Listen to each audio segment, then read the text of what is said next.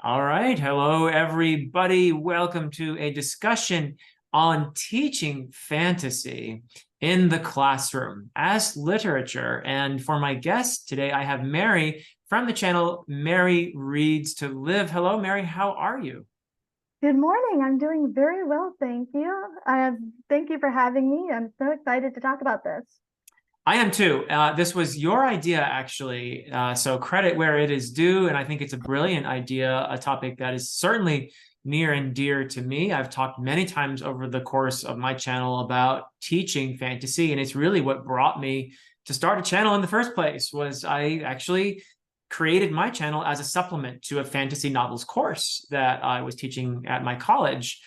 So this, I thought, as soon as you gave me the idea, I thought, well, yeah, of course, we got to discuss that. But you are also a teacher, and I would love to hear, if you don't mind, how you already do incorporate fantasy into your classroom. What is your age group?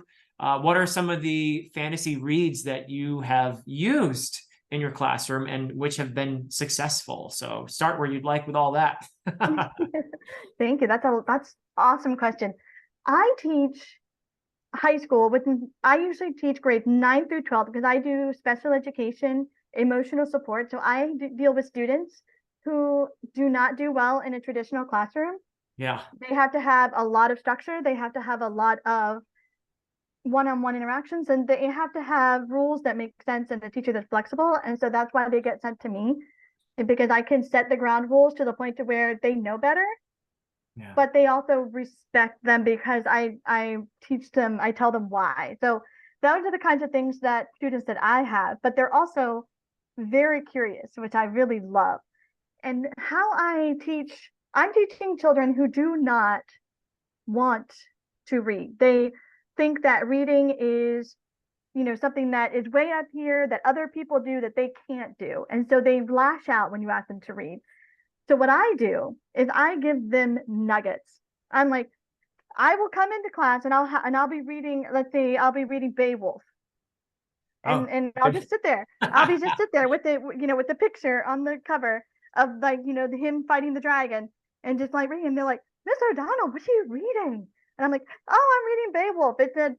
It's a fantasy story that is way back and written in Middle English, and it's really interesting. And so I'm sitting there and I'm reading. They're like, are you going to teach it? Oh no, I don't think you guys would be interested in it. And like, and then they start asking questions. They're like, what? Is he really fighting a dragon? What is that? That's a dragon, a dinosaur, a dragon? And so we just start this discussion. I'm like, do you guys really want to read this? They're like, oh. can we try it? Just give us a paragraph, or read it to us. And so I start reading it to them. And then I get them to the point to where they want to read more. And the reason that I do this is because fantasy is something to where it doesn't feel overwhelming to them, Uh-huh. because they are coming from a background where reading was not for pleasure. Reading was something that they had to do to do informational text and things like that. That's all they did. So having someone just come into class and being like, okay, we're just playing. We are playing with reading. That really got them into it. And fantasy is a wonderful entry into that. And then I start saying, oh, look over there on my shelf, I have Percy Jackson that has a lot of mythology that, these guys are doing a different mythology that's in Babel, but he also does, a lot of stuff. And so I start them there, and I'm like, okay, you're interested in this? That's great. So let's crack open a Percy Jackson. Before they know it, they've read 5 books. Wow. Huh. But it all starts with teaching them to be interested in the subject. Once I get them hooked, then I can say, okay, now what I'm going to do is I'm going to teach you, what is fantasy? What genre is this? This is fantasy. What are we going to be talking about? We're going to be talking about world building. We're going to be talking about different types of character tropes, and start pre-teaching those little snippets. And then so they're not overwhelmed when they start reading these things. I showed them a trailer of Dune and Lord of the Rings, and I'm just like, so does that stuff look interesting? Especially the new Dune movie. Oh, they were all over that. They were like, can we watch Yeah. that? And I'm like, do you want to read some snippets of Dune? They're like, oh, I'll only let you watch it if they'll only let me show it if we read a little bit That's about so it. clever. I love it.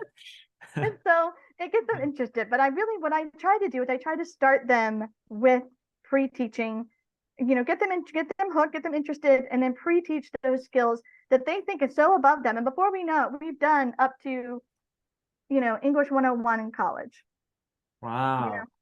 because they're once they're interested, once they want to know that these stories are something that they want to read, Yeah. then they really do excel. But the problem that I have with some of these students, and I don't know if you have the same issues in the classroom, is sometimes they don't have the background knowledge. Do you find that students come to you without the background knowledge sometimes for fantasy?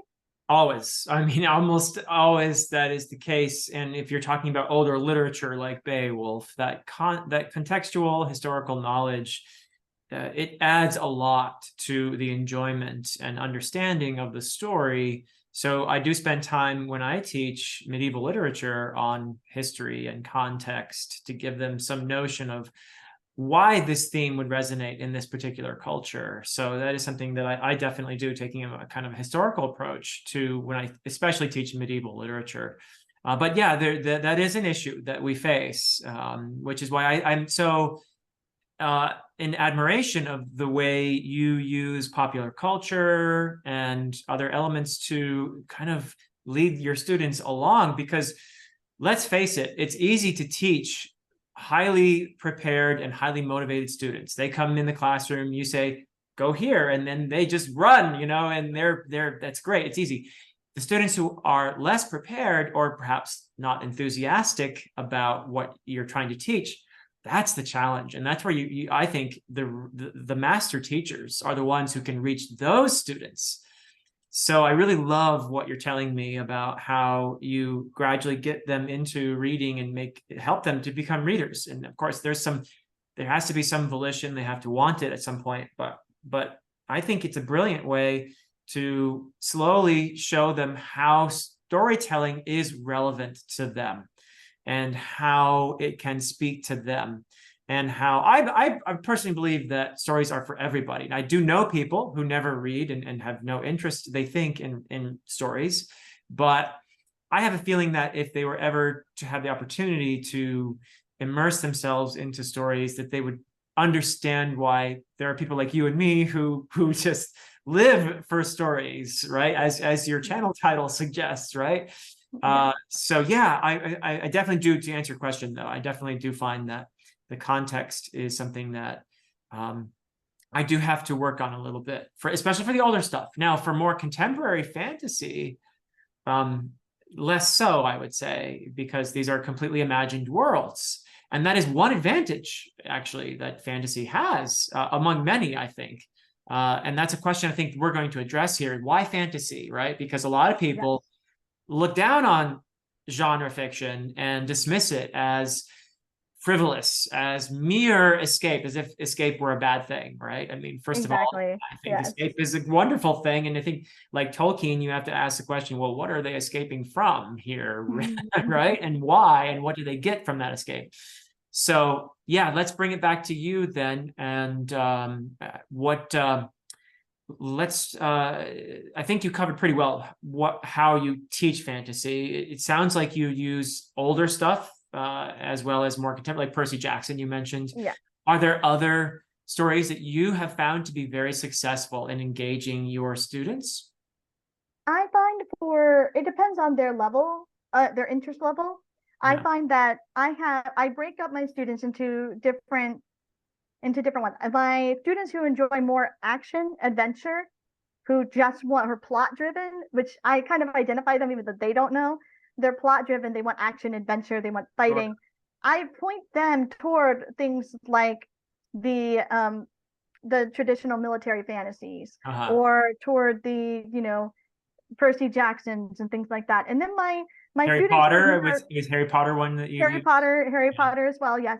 Sometimes some students they feel like it's a little young for them in high school, so Yeah. they're not as willing to try it. But Percy Jackson seems to, I don't know, that just seems to be something that they don't feel like that's as young, that they don't feel as Because it's got Greek mythology, subconscious. right? Yeah, exactly. But I talk about Harry Potter with them all the time because it's an easy fantasy world to get into. Yeah. It's so easy to explain, so easy to really focus on. So I do talk about it as a world building exercise when we talk about world building. But then I also have my students who are more character driven, and I can identify them. And they're the ones that I say, okay, so you might like more cozy fantasy, like those types of like about the house witch, or the just the everyday slice of life with the magical realism in it, like practical magic, those types of stories. And also like Legends and Lattes, and I'll bring it that. Or and some are just like they like all I read is romance novels, Ms. O'Donnell. I'm like, well, you're reading, that's great. Here is some fantasy that has romance in it, and that's a gateway. But oh, look, I'm interested into some of these little political things that are going on. What are some other stories that have those? And so I kind of draw them in that way. So it's just really knowing your students. Yeah. And I think that we're going back to why teach fantasy. I think that is something that fantasy has a big advantage over some other kinds of genres, is that I can really tailor what I'm teaching to my individual students, just by, because there's so many different types of fantasy, right? I can have my my students who want to the military fantasy reading Red Rising, right, where I can have the first book, which is very kind of young adultish, and it's not too hard to to really understand. When I can have my character, my other who don't really like the violence, I can have them reading Legends and Lattes and telling me, okay, so what are some fun things about this world, and they'll talk about the world building, and it's not overwhelming for them, and I can tailor it to them, so it doesn't feel like I'm just harping on the same thing all the time. It's more it feels like more personal to them. Yeah. So I really love that aspect of fantasy, because it's really teaching the deep dives into genre, is teaching world building in a very way that is like they can't mistake it. Now, in other genres, you can be like, what's world building? Like, I don't see world building. This is our real world. Like, yeah, there is world building, but it's harder to see. Right. And so in fantasy, I can take world building and turn it into an entire easy to grasp lesson, because these worlds are so different that they're like, oh yeah, there's magic here. There's these types of political things going on that we don't have here. They're wearing different clothes. They have different cultures. There's different races, and all of that can, encompasses the world building. And so it becomes a great discussion, and they don't even realize they're learning something. Yeah. But they do. They do. Yeah, I mean, in other genres, we would just call it setting, right? I mean, but in fantasy, we do world building, which is because we're fully engaging the imagination and creating different worlds. So that is one, I think, wonderful thing about fantasy, which is actually has its benefits in terms of creating what people call psychic distance. And you can create this other world, and you can have issues going on in this world that reflect stuff going on in our world, but it's in this other world, and therefore probably easier to, in a way, wrap your head around or engage with it, seeing it as an outsider looking in, rather than trying to struggle with tough issues in our own world, in our own lives. So we engage with those tough issues, but in this other setting. And then we come back from that story, I think, with insights, with understanding, and perhaps a way to approach these same issues in our world. That is a huge, huge thing about fantasy that I love. So I don't know. Yes, and I know my students really enjoy that as well, those discussions that they can, when they start seeing the real world connections. Like I had a student come into my room one day, throw the book down on the desk, and be like, "You didn't tell me there would be slavery in this story. Yeah. You didn't tell me that." And I'm like, okay, so let's unpack that. And we had a whole class discussion about the world building and about what they were trying to say about slavery in this story. And it was wonderful. And then by the end, they're like, oh wow, they didn't realize like the effects that it had on both sides, right? The terrible effect that it had on both sides. And we got to have that discussion without turning it into something that was unapproachable. Yeah. Before it would have been unapproachable. Exactly. Yeah, so well said, because in a situation, in a world where you have something like slavery, obviously you have people who are oppressors, and you have people who are being oppressed. And it might be easier to see both of those sides in this made-up world, rather than engaging in that topic here, where it's kind of, some people feel guilt about the whole thing. Other people feel anger about the whole thing. Yeah, we feel guilt and anger as we're engaging with that issue in that other world, but it makes it perhaps an easier conversation to have.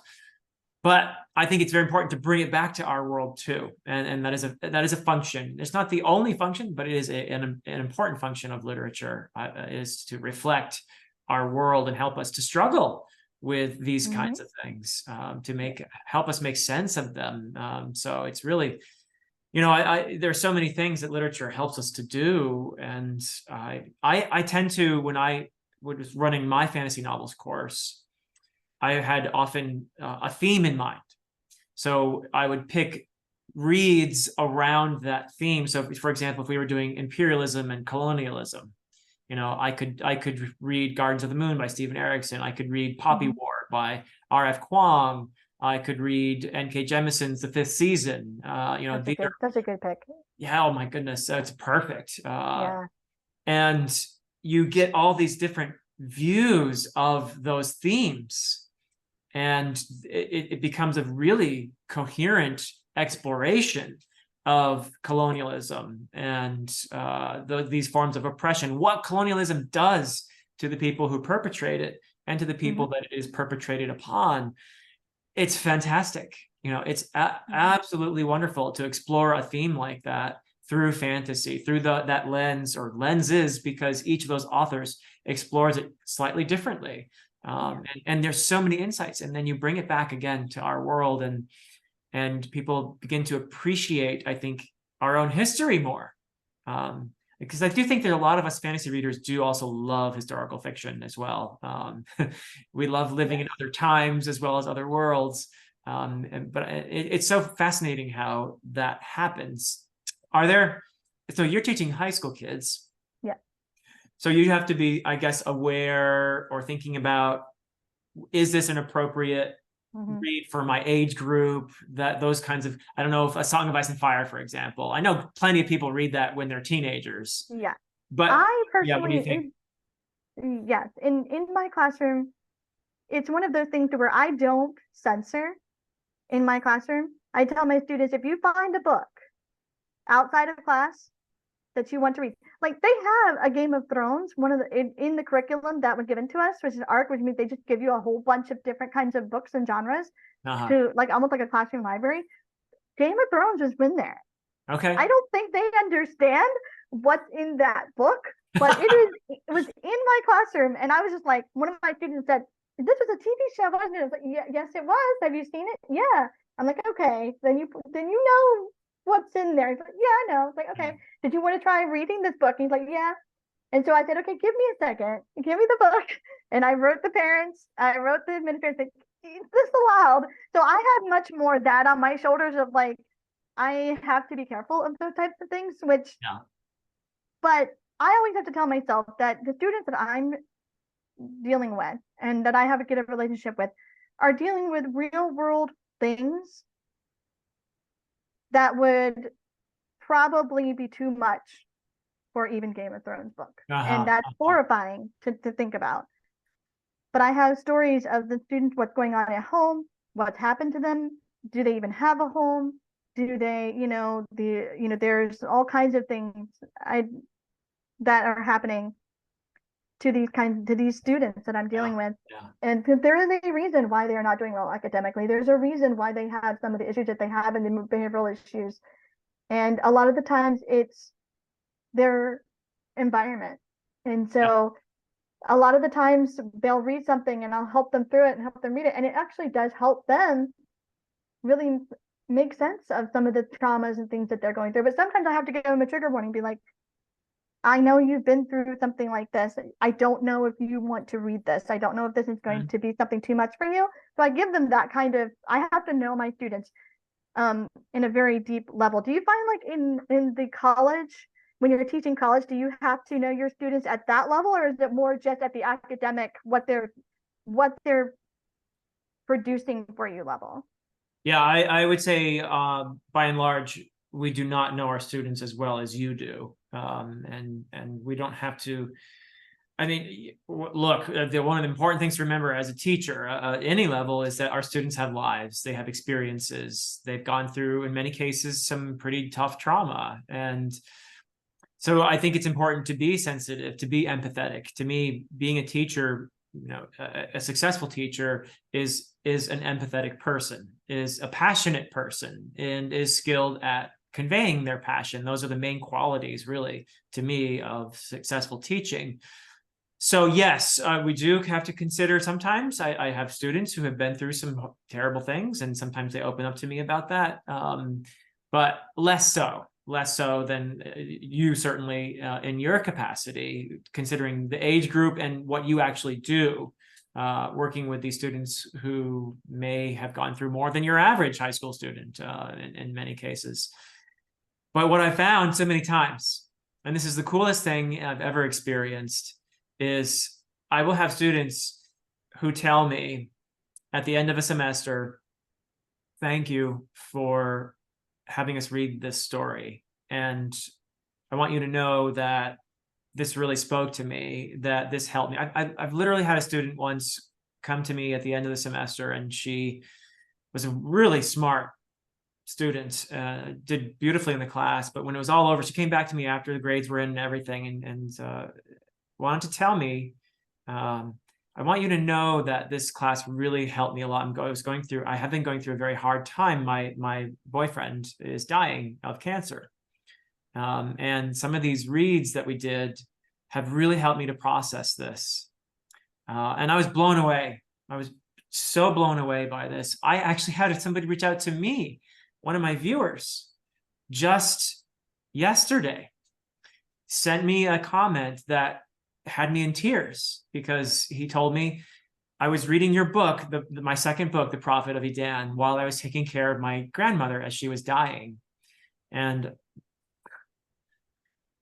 it was really something for him to tell me that that story helped him to process what was going on there. It was really powerful. So I think that it's a kind of long answer to your question and a bit emotional perhaps, but we connect with our students and we want to help them, and that's what stories do. And I think fantasy, I've seen it so many times. With this guy who reached out to me and said, this really helped me to get through this. And I was blown away by that. It was just tremendous. So we have that, we have this amazing genre, and I can't believe it when people look down on it and say, oh, this isn't real literature. What does literature do? Literature helps us to make sense of life. Literature helps us to get through life. That is the function of literature. Fantasy obviously does that, and does it beautifully. In fact, I would even say that it does it better in some ways than, and why is it the oldest form of storytelling? Why do we have the oldest story known to humanity is a fantasy? It's Gilgamesh, right? Exactly. The Iliad, the Odyssey, Beowulf, you have all these, the Mahabharata, right? The Ramayana, all these old ancient, the Kalevala, all these ancient stories that come out of centuries of tradition. They're fantasy. Why do we need to exercise our imaginations in this way? I think that's a huge part of what fantasy offers, is the exercise of the imagination, which is so vital. It's like using your muscles. We need that, don't we? And that is something I find my students are lacking when they come into my classroom. They watch TV, they watch reality TV, they watch this and that. It's all things that they don't have to really use their imagination very much. It's just all given to them. And I think that some of the things that they're made to read in their other classes are things that are all, the information is there for them. They don't have to produce anything when it comes to in their mind. When I give them a story, when I give them fantasy, and I ask them questions sometimes to help trigger their imagination, because it's such a beautiful skill that really helps them through life. I ask them, okay, in this page, what do you think this room looks like? Use the descriptions that they've given here. What does it look like? It's nothing like we have today. It is nothing like what's before you. What could you imagine it looks like? And I found 90% of my students couldn't come up with it. And the reason is they had no context for the way that these were described. I had to show them pictures oh, look, this is what a medieval style tavern would look like. This is what a medieval style house would look like. This is what these are. This is what a ship back, a wooden huge ship would look like with sails and all this stuff. They had no context for any of it, so they couldn't put it up in their imagination because they've never seen it. They don't have that context. So, and then when you can give that to them, they start using their imagination. They start putting up those images more and more and more as they go along. And I think one of the reasons you have hit on a very great idea of like the story and why these stories are so important, why these stories are the ancient type of storytelling that had been passed down since humans been able to talk, Yeah. right? Even before, they were drawing on the walls to tell a story, right? This is how the hunt went today. Like something amazing happened. I mean, just those types of things. And it all comes down to I think it's very important teaching them the hero's journey because it takes their mind, their imagination, and puts it into somebody else, puts them in somebody else's shoes, which is something they're not asked to do very often. Yeah. Put them in themselves into somebody else's shoes, follow them through a very emotional, physically and emotionally taxing journey until the end. And all of a sudden, because when I first, okay, your book is amazing, by the way. I love I've read both books and I love it. I actually have a review coming that's going to be, it's already filmed. I just have to edit it. But you take David from this, you start out with this naive, almost sheltered boy. Right. Into this amazing journey. And we go with him as he shifts, as he changes, as he learns more about the world and things like that. And that is something that students lack. And so when they can see that, when they start to learn more about the hero's journey, when they start to see the shifts and the changes in the character, they realize they can change. Yes. They realize their ideas can change. And all of a sudden I see students who wouldn't even sit next to each other talking, communicating. They may not be BFFs, right? They may not, once they leave my classroom, they'll probably act like they don't know each other. Yeah. But in my classroom, they're talking about some of the most painful moments of their lives. Yep. With each other, and seeing the shift and how it changed them, and how and when you ask them questions, how did this part of the journey change this character? And has any of you, experienced something that changed you in this way? And you will be amazed at how they open up and to each other and understand, and it teaches them empathy. I had a student who came to me and was like, I never understood what empathy was. I thought it was just like something dumb. I thought it was just something that like weak people did. I didn't understand empathy and what it really meant until I walked with these characters the way that you had us walk with these characters.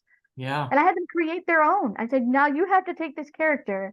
The journey, the end of my journey with fantasy is I had them write, a couple of paragraphs of an important moment of a character that is not themselves. Mm-hmm. And so they're using world building, they're using characterization, they're using all these skills, right?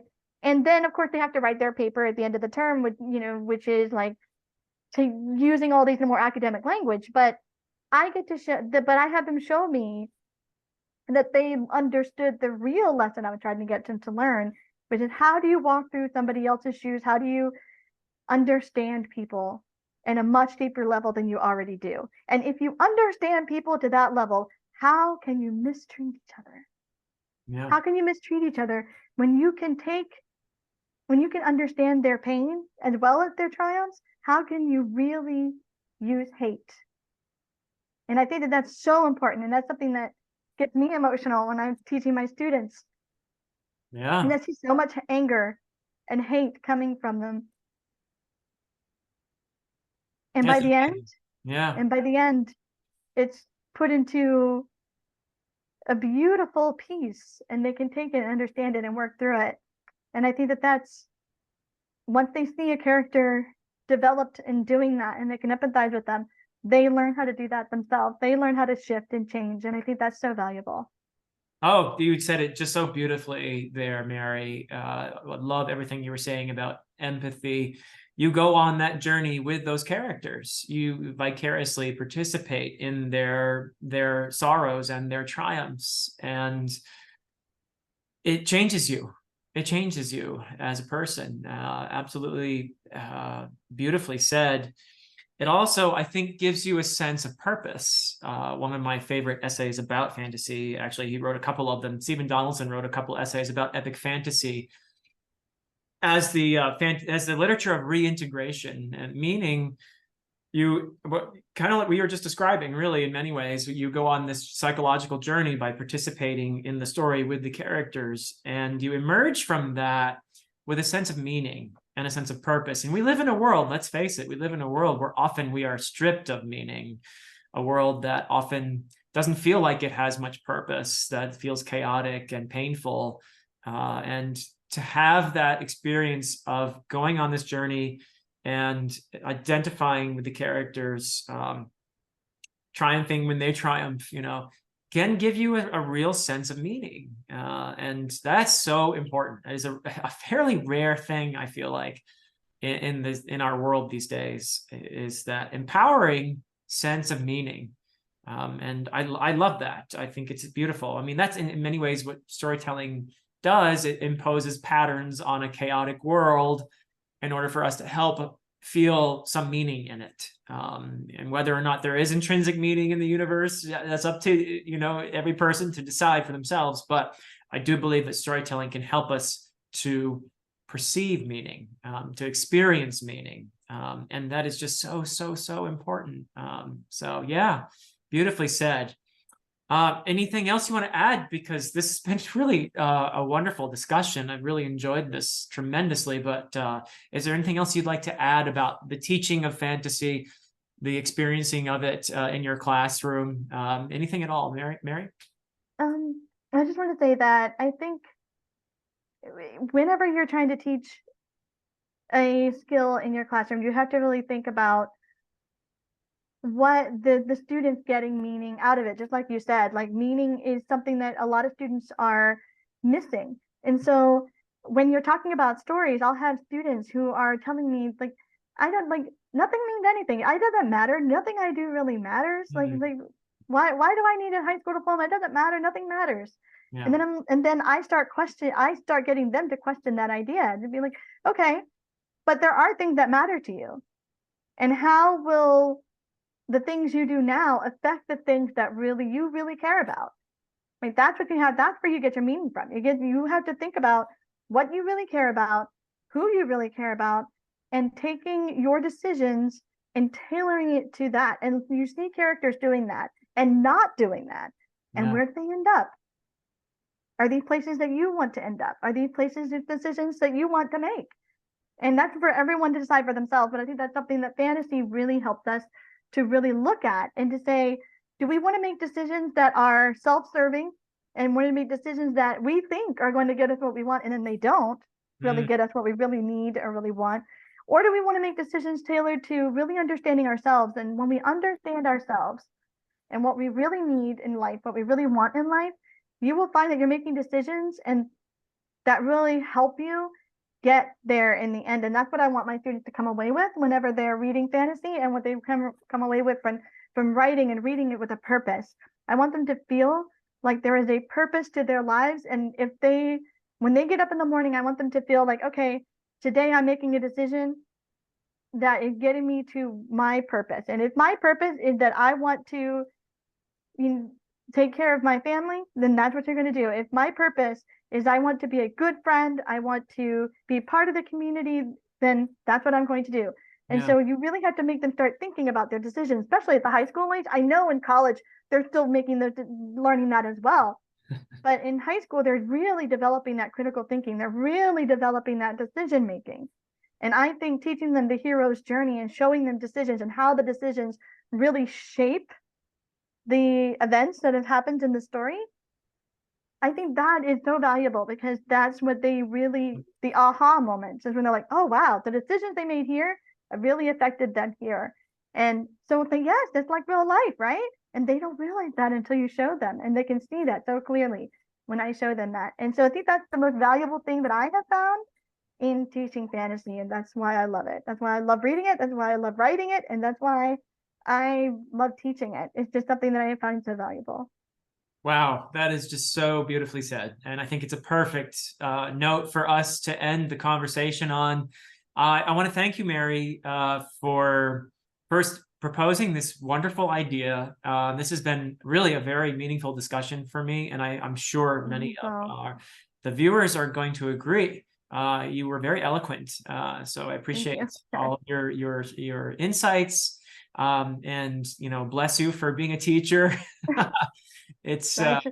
It's big. so that's my purpose. That's my meaning. And so that's what I try to do and have in mind every day I wake up. And thank you, Philip, for having me here on your channel, which is a beautiful channel, and you really make everyone feel connected and welcome. And I really appreciate that. And thank you so much for having me.